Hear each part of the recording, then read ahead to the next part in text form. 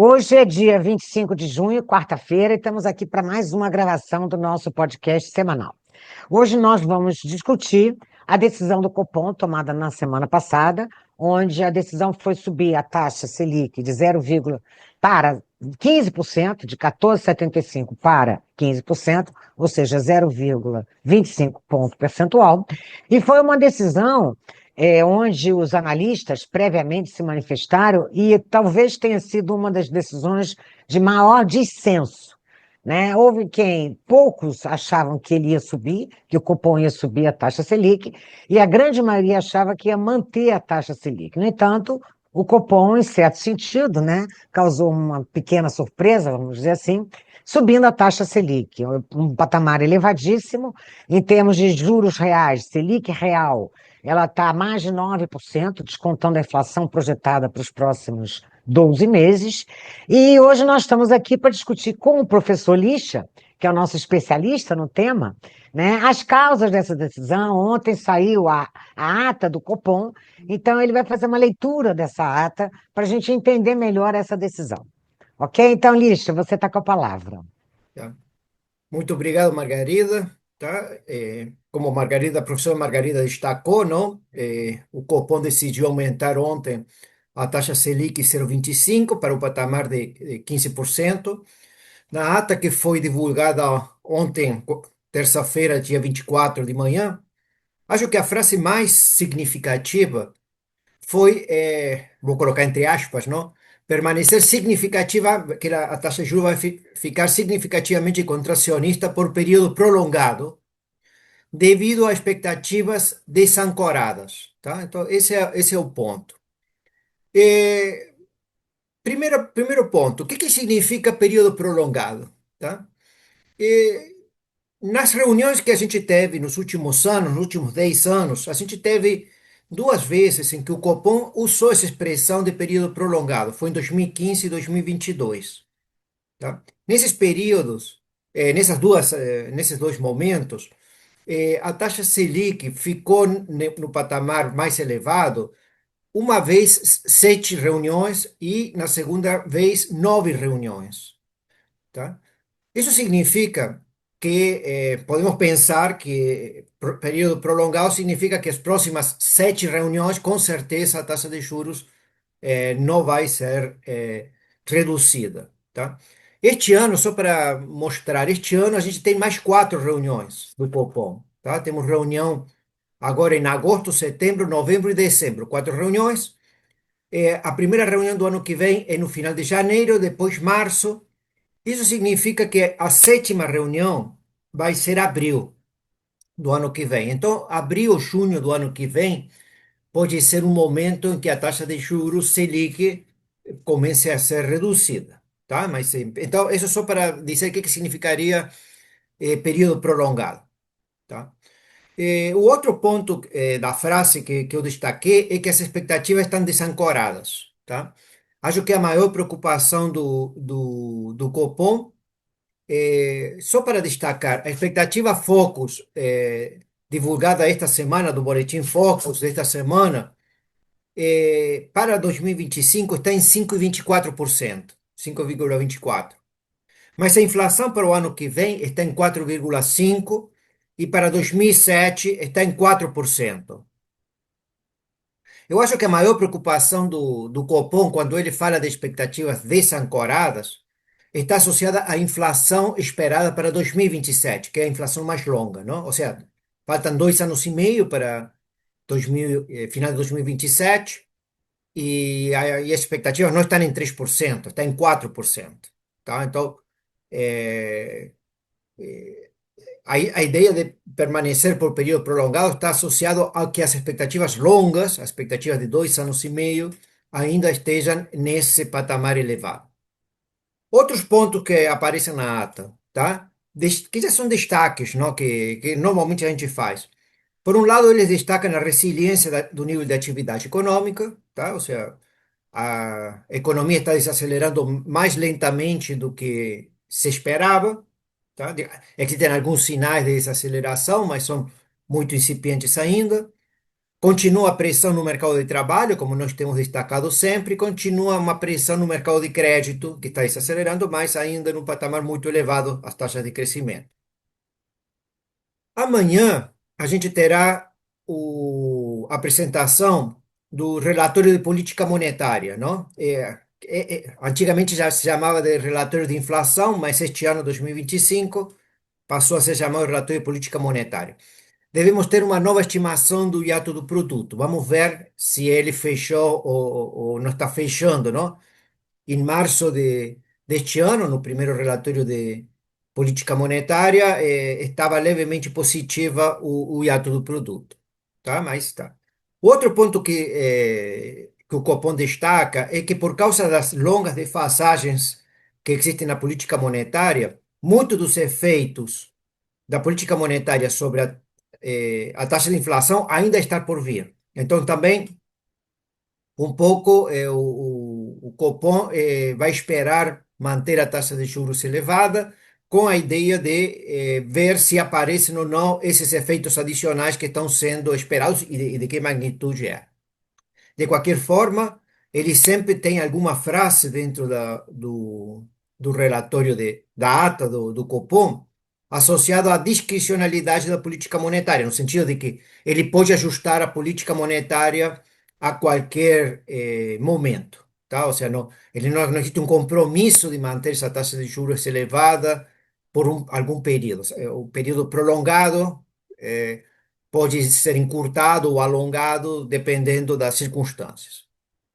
E o último ponto que aparece na ata também, que está associado ao fato deles gostarem de aumentar a confiança ou a credibilidade da política monetária, usa uma frase um pouco muito genérica, não? Muito pouco específica, assim, que é desobstruir os canais de transmissão da política monetária, tá? Ou seja, para tornar a política monetária mais eficiente, não? Conseguir reduzir com essa taxa de juros que está hoje em 15%, reduzir mais fortemente a inflação nos próximos meses, tá?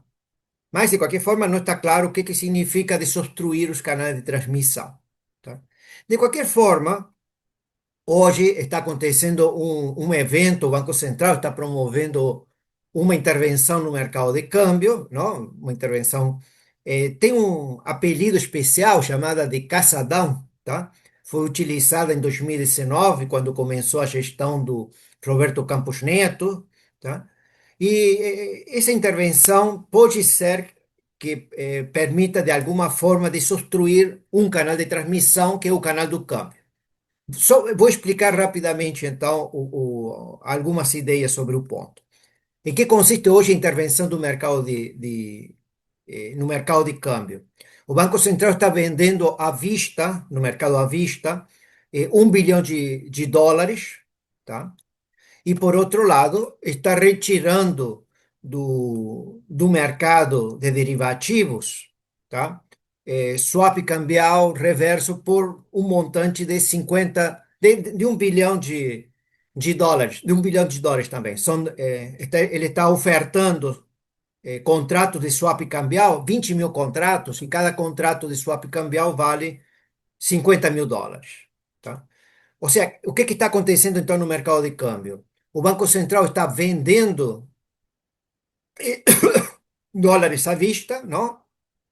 E por outro lado, está absorvendo parte do swap cambial, tá? Que é uma dívida do Banco Central em dólares, tá? E que os bancos contabilizam basicamente como equivalente, não? Como um substituto muito próximo do dólar. Dessa forma, em princípio, a estrutura patrimonial dos bancos não está mudando, não? Vão ter mais dólar à vista e menos swap cambial, tá? De qualquer forma, quais são os motivos para fazer essa intervenção cambial hoje, tá? Eu acho que tem três motivos principais. Uma que o Banco Central destaca é que, por causa da sazonalidade, estamos no final do primeiro semestre do ano e a demanda de empresas, basicamente multinacionais, por dólar, está um pouco mais elevada que o normal. Então, eles gostam de ter câmbio eh, para fazer remessas para o exterior, então está tendo uma demanda de dólar por esse motivo sazonal. Por outro lado, o swap cambial é muito utilizado como mecanismo de cobertura cambial. Como o dólar tem caído nas últimas semanas, nos últimos 2 meses, a gente, os agentes econômicos não precisam de tanta cobertura cambial, e então a retirada desse swap cambial não vai afetar tanto o hedge que os bancos fazem, ou algumas empresas fazem, por esse motivo cambial, tá? Por outro lado, a redução eh, do swap cambial, tá? Com a oferta desses contratos de swap cambial reverso, vai reduzir a dívida bruta, não? Ou seja, de fato, vai provocar uma redução. Mas existe um último ponto que é importante, é que isso deve afetar provavelmente a taxa de juros em dólar que temos aqui no Brasil, que o pessoal chama de cupom cambial, tá? Ou seja, basicamente se espera que a partir da operação que se faça hoje exista alguma diminuição do cupom cambial. É como se a taxa de juros externa ou internacional, que está em dólar, diminuísse. Isso vai permitir ampliar o diferencial de juros, tá? E promover alguma pequena apreciação cambial, tá? Ou seja, em princípio, essa é a teoria. Estou falando só a teoria, não? Ou seja, em princípio, a oferta de swap cambial reverso deve ter algum efeito sobre uma redução do cupom cambial e deve promover um aumento do diferencial de juros, tá? Ajudando, então, a alguma apreciação cambial. Não é o que a gente está vendo hoje no mercado de câmbio, tá? Ou seja, na verdade, neste momento, quarta-feira, que a gente está gravando, pelo menos nos horários anteriores a esta gravação, o dólar estava subindo, mas estava subindo muito mais devido a outra afirmação que foi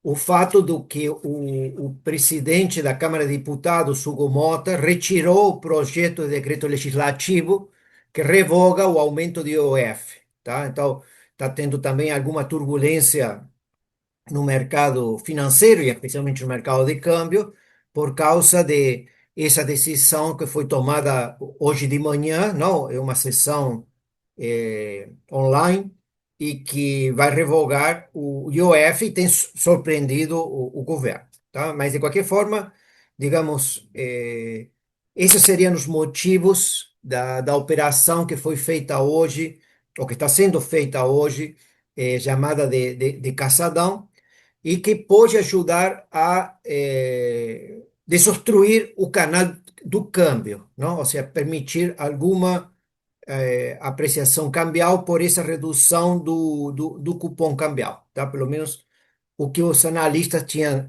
destacado sobre o ponto.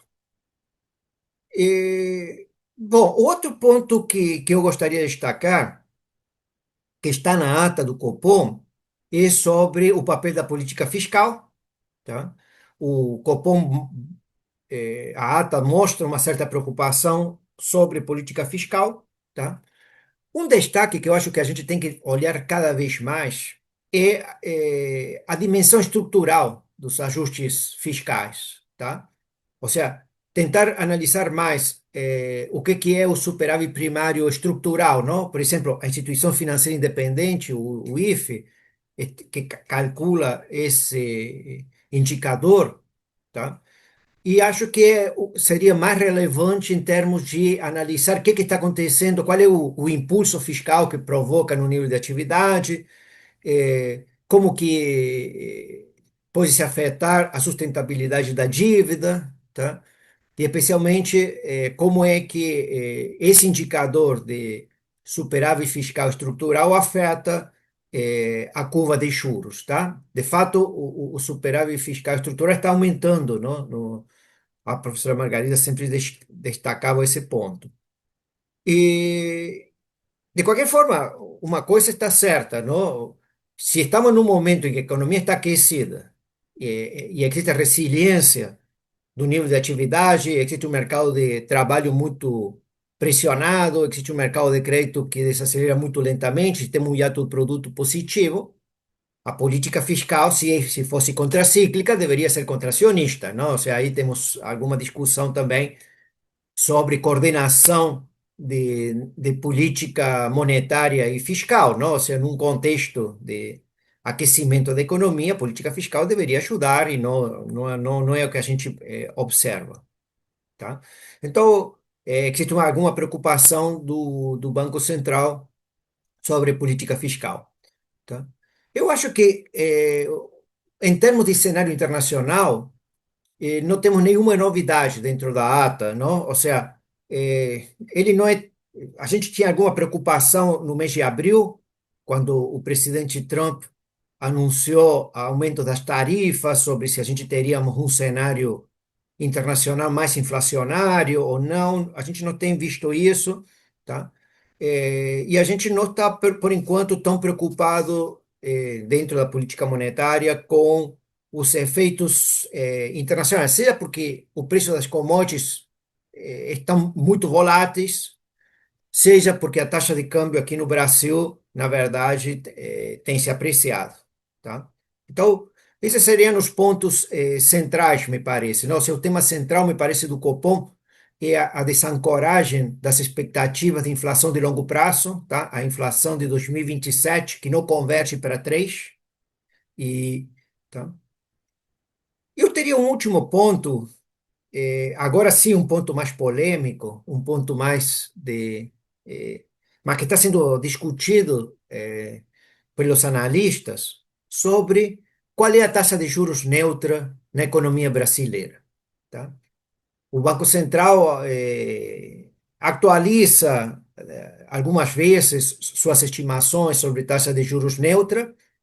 Acho que a última vez que fez isso foi um ano atrás, no relatório de junho de 2024, tá? No relatório de inflação de junho de 2024, e ele calculou a taxa de juros neutra por 4, 5, 6 métodos diferentes, e a média ficava em 4,9, não? Basicamente 5%, tá? Então a gente pensa que o Banco Central tem na sua, visão, uma taxa de juros real neutra de 5%. A professora Margarida falou de que a taxa Selic está acima de 9%, não? A taxa de juros real. Então, ela seria muito contracionista, tá? Não seria pouco, não? Seriam mais de 4 pontos percentuais, contracionistas. Provavelmente, nesse contexto, as expectativas de inflação de longo prazo, não? As expectativas de inflação em 2027, deveriam convergir mais rapidamente para 3, não? Porque, basicamente, o que o Copom consegue com os aumentos dos juros é afetar as expectativas dos agentes e promover essa coordenação ou essa convergência da inflação longa. E a gente não vê isso, esse que é o ponto. A gente não vê essa, convergência, ou pelo menos ela está demorando mais do que está se esperando, tá? Isso faz suspeitar de que essa estimação da taxa de juros neutra, que obviamente é uma variável não observável, que depende do método de estimação que se utilize, mas que pode ser que esteja um pouco maior que 5%, tá? Nesse caso, a gente estaríamos tendo um erro de política monetária, tá? Porque estaríamos subestimando a taxa de juros neutra e, em consequência, estaríamos subestimando, o grau em que a política monetária seria contracionista, tá? Também estaríamos provavelmente subestimando o hiato do produto, que seria muito mais positivo do que a gente, veria hoje, tá? Isso, obviamente, que deveria afetar o bem-estar social, tá? É claro que a gente não tem estimativas claras, mas, eu ouvi um ex-diretor do Banco Central, tá? Que também foi secretário de Política Econômica do Ministério da Fazenda, não? Que é o Fábio Kansuki. E o Fábio, chegou a ponto dele, e da empresa na qual ele trabalha e tal, ele chegou a colocar uma taxa de juros neutra de 8%. Ou seja, se a gente, isso significaria que a taxa de juros, Selic estaria em terreno contracionista há muito pouco tempo, se for essa estimação de 8%. Tá? E que isso poderia estar, de alguma forma, explicando a resiliência da economia, a desancoragem das expectativas longas, tá? E o fato de que a inflação não tenha decaído. A gente analisou que o IPCA efetivo, não? Aquele que o IBGE mede, o que aconteceu, tem caído no último mês, mas isso está muito associado, a professora Margarida destacou isso, a custos não, a choques de custos positivos, não? Ou seja, queda nos custos, que obviamente muitas vezes são de caráter temporais ou circunstanciais, tá? Então temos esse ponto para que acho que vai ser discutido muito nas próximas semanas, nos próximos meses, sobre qual é a taxa de juros neutra. Seguramente devemos ter uma revisão dessa taxa de juros neutra para cima, tá? Estava conversando com a professora Margarida um pouquinho antes.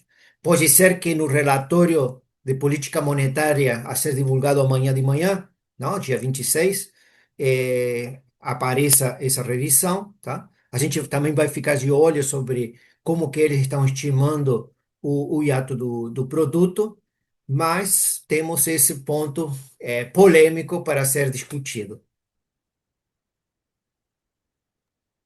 Eulício, eu gostaria de colocar algumas questões que foram muitas, você colocou muitas coisas interessantes para a gente refletir sobre essa decisão do Copom, né? E como ela está recheada de incertezas, até para a gente mesmo. Então, uma questão essa que você colocou da taxa do real neutra, né? Quer dizer, é aquela taxa que é de equilíbrio, em certo sentido, é uma taxa de equilíbrio. Por quê? Porque é uma taxa de juros que crescimento da economia próximo do PIB potencial e não mexe na inflação, né? A inflação se mantém constante. Então, dentro do meta de inflação, a gente poderia dizer aquela taxa também que é compatível com o PIB crescendo a pleno emprego e a inflação dentro da meta, né? E ela está parada já, de acordo com o Banco Central, com os cálculos do Banco Central, né? Já há muito tempo. Ela está aí em torno de 4,5%, 5% já há mais de um ano. E de um ano para cá, a gente adicionou muitos riscos à economia brasileira, principalmente riscos fiscais, porque de lá para cá houve uma clara deterioração, né, das contas públicas e até a perda de credibilidade no novo arcabouço fiscal. Cada vez mais ele se torna menos crível, no sentido de que as metas que ele se propõe ele não vai conseguir, né? E no sentido de que ele não garante resultados primários capazes de estabilizar a dívida pública PIB num horizonte de tempo visível, né? Então, nesse sentido, eu acho que realmente a nossa taxa de juro real neutra, ela tem que manifestar, ela tem que ser o espelho de prêmios de risco. Quando a economia reduz prêmio de risco, ela cai.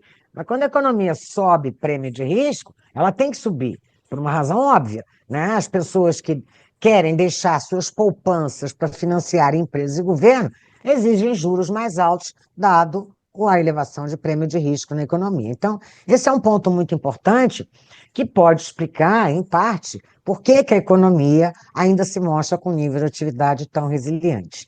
Então, a política monetária não estaria num terreno tão contracionista assim, e, além disso, estaria num terreno contracionista há pouco tempo, há menos tempo do que a gente imagina, né? Esse é o primeiro ponto. Claro, isso está diretamente associado ao papel das expectativas de inflação nesse contexto. Chama atenção que, apesar de toda a subida de juro, elas ainda estão bastante desancoradas, né? E no médio e longo prazo, especialmente chama atenção. Então, isso pode estar associado, primeiro, a esse teu fator, que a política monetária não teria sido tão contracionista quanto deveria ter sido já no passado. E tem um segundo fator, né? Que eu acho até que essa decisão do Copom marcou um ponto, vamos dizer assim, no caminho do Banco Central, no novo Banco Central. Ele reiterou que ele tem independência, porque, na verdade, a maior parte dos analistas achava que ele ia manter a Selic, que ele aumentou a Selic.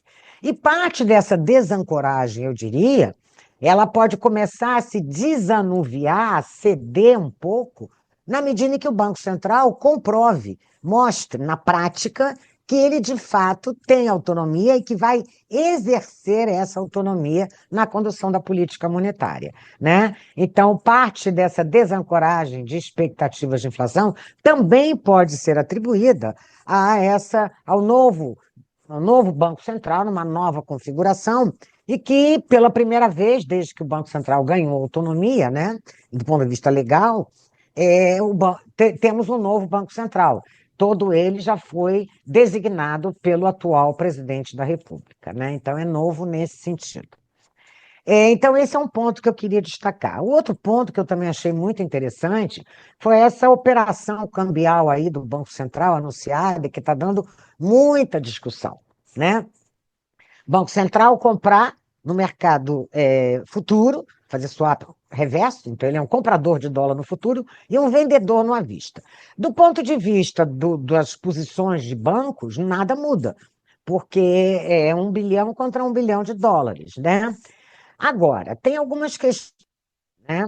Essa operação, como você colocou muito bem, ela tende a reduzir o cupom cambial, que é a nossa taxa de juros doméstica em dólar, né?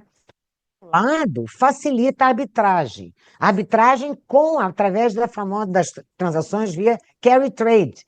Você tomar dinheiro em país que tem juro baixo, numa moeda que preferencialmente se desvaloriza, e aplica, né, esses recursos em países de juros altos e que preferencialmente sinalizem uma apreciação cambial, é o melhor dos mundos. Então, muitas vezes, essas operações de carry trade, né, elas não implicam em hedge cambial. Então, é um aventureiro, são investidores aventureiros que fazem isso e correm o risco. Então, nesse sentido, a redução do cupom cambial é vantajosa para esse tipo de operação. E isso tende a apreciar a nossa taxa de câmbio? Sim. Mas, do ponto de vista de quem procura uma operação de hedge, isso vai encarecer o hedge no Brasil. Por quê? Porque, na medida em que quem procura hedge, ele entra no mercado futuro como comprador de um swap cambial. Então, um comprador de swap cambial significa que ele, né, ele vai ser remunerado pelo cupom cambial mais a variação cambial. E se esse cupom é baixinho, ele já entra aí numa desvantagem, né? Então, isso vai encarecer as operações de hedge cambial e, por outro lado, também vai desestimular operações de arbitragem de juros em dólar, lá e cá, por parte dos bancos, o que, em geral, também alivia a taxa de câmbio e aprecia a taxa de câmbio, né? Os bancos tomam dinheiro lá fora, fazem uma operação aqui em cupom cambial, né? Então ficam compradores em cupom, devedores lá em juros em dólar, mas eles não correm o risco cambial. Eles fazem uma operação onde o risco cambial fica absolutamente zerado. Esse tipo de operação também vai induzir menos bancos a atraírem dólares e, portanto, a apreciar a taxa de câmbio. Então, vamos ver daqui para frente qual vai ser o efeito líquido aí de um encarecimento do hedge e de uma maior atratividade para essas operações de carry trade e ver então como é que isso impacta a nossa taxa de câmbio. Embora a gente sabe que tem outros fatores atuando aí no câmbio à vista, como o Lixa acabou de colocar, né? A decisão do Hugo Mota de pautar, né? Pautar a anulação do decreto, da medida provisória relativa ao IOF, está tendo um impacto importante hoje no mercado de câmbio, apesar da atuação do Banco Central. Então, gente, é isso, né? Nós temos aí um quadro de incertezas, no contexto internacional não se fala, no contexto doméstico, e o Banco Central tomou essa decisão. Mais alguma coisa que você queria comentar, Lixa, sobre isso ou outra coisa? Não, só destacar então que a gente agora vamos parar um pouquinho nos nossos podcasts. Nas próximas 2 semanas a gente não vai ter gravação deste podcast e a gente volta no dia 16 de julho, quarta-feira, tá? Basicamente teremos agora um pequeno recesso de 2 semanas, tá? Não sei, Margarida. Ok, gente. Então, que tenham bons 15 dias pela frente aí sem a gente e voltaremos aí com todas as novas notícias dessas 2 últimas semanas. Obrigada a todos.